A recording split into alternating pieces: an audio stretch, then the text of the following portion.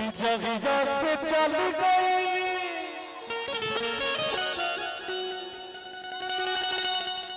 हर छोड़ी के जगिया से चल गई हर छोड़ी के जिंदगी भइले सुनसान हो जाए चंदा ले आओ खबरिया जा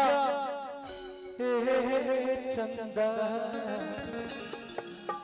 ले आओ खबरिया कैसन बारी मोर जान चंदा कैसन बारी मोर जान जगिया से चल गई छोड़ के जगिया से चल गई छोड़ के जिंदगी भइले सुनसान हो जाए चंदा ले आओ खबरिया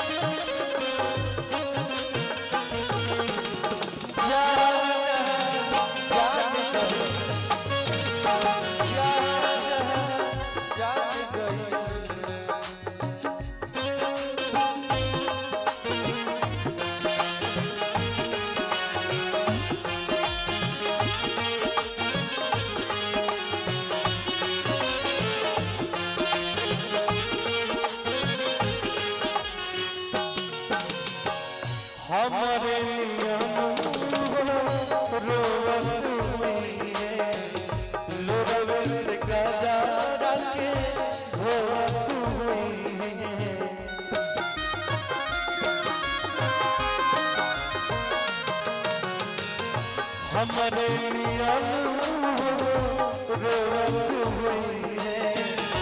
लोगों से कजरा के धोवत हुई है मनवा लागत होई पिया के अंगना मनवा लागत होई पिया के अंगना होई हो बहुत परेशान हो जाए चंदा ले आवा खबरिया जाए चंदा ले आवा खबरिया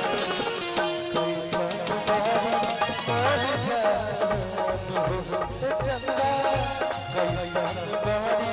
मोर जान चंदा कैसा बारी मोर जान चंदा कैसा बारी